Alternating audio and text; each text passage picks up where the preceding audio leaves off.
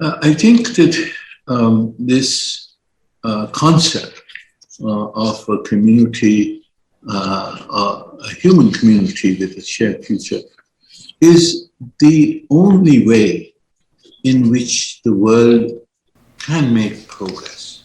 Now, since the establishment of diplomatic relations in 1951, China and Pakistan has preserved their friendship for 70 years. What do you think is a key factor for both countries to maintain such a profound relationship for such a long time? The China-Pakistan friendship was conceived by the vision of our leaders in the past. And it has been always based on the principles of the UN Charter and the principles of peaceful coexistence, based on mutual respect for each other, for respect for each other's sovereignty, territorial integrity, and complete mutual trust between the two countries, as well as cooperation, which has always been a win-win cooperation, bringing benefits to both countries. Our friendship has endured. We have now an all-weather strategic cooperation partners, which is what we have called our friendship. And in 2005, we signed the Treaty of Friendship, Cooperation, and Good Neighborly Relations, which is the basis for our relationship, which has expanded from the strategic defense to extensive economic cooperation through the China-Pakistan economic corridor. So it is an enduring friendship, and China is the cornerstone of Pakistan's foreign policy, and we look to the growth in China's strength, China's rise, China's role in both the region as well as in the world. As an important component for both countries' economic cooperation, the China-Pakistan economic corridor has been constructed for 8 years already. So from your point of view, how much has the surrounding area and region has been changed or developed under this project? And what do you think, how does this embody the idea of Belt and Road Initiative? My Prime Minister Imran Khan has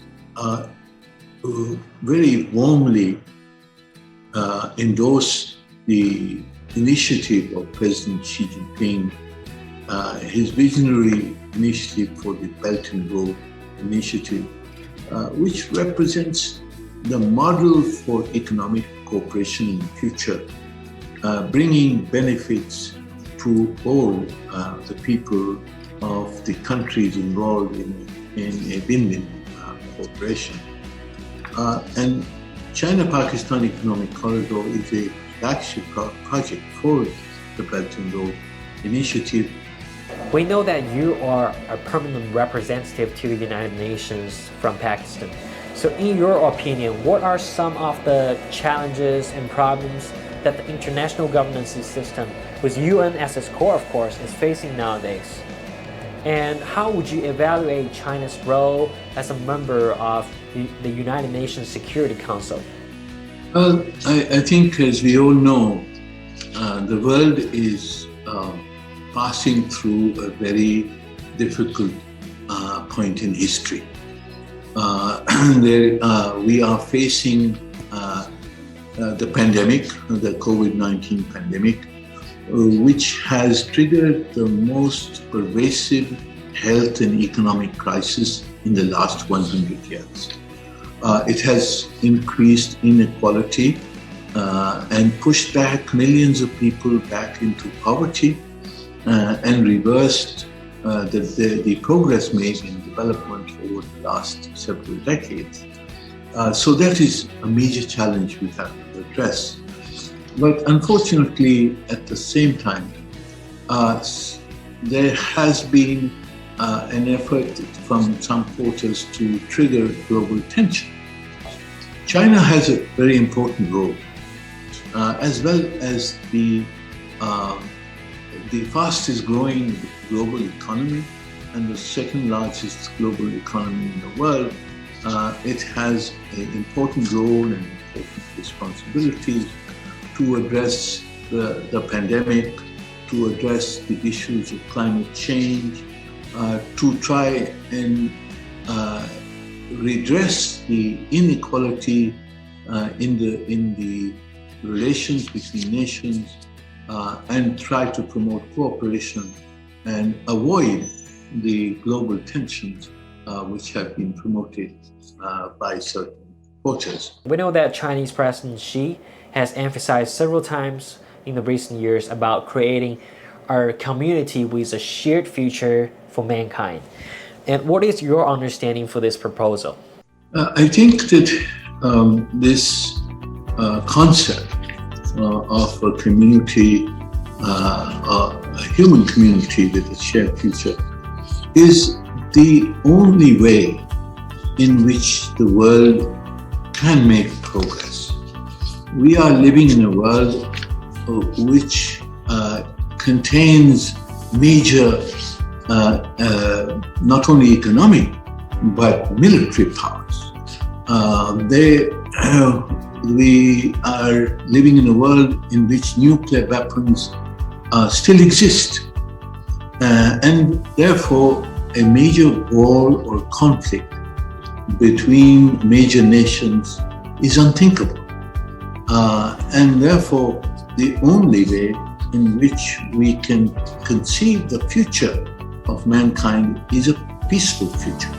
And we must find the ways to promote cooperation, what President Xi Jinping has called win-win cooperation. We have to find ways to promote that. We know this year marks the 100th anniversary of the founding of Chinese Communism Party. And last year, Harvard University Kennedy School has made a survey titled Understanding the Resilience of Communist Party of China. And from your observation, what changes has been brought to China by the government of the Communist Party of China? The Chinese Communist Party has taken the Chinese nation from the depths of despair. And this has been obviously made possible by the dedication of China's great leaders, Chairman Mao, Premier Zhou Enlai, Chairman Deng Xiaoping, and now President Xi Jinping. It is only with honest and dedicated leadership that nations can rise. And China has been very fortunate to have such great leaders in the last century. It is also, your success is based on a Communist Party which is devoted and dedicated, but also which operates on the basis of merit and performance of its members.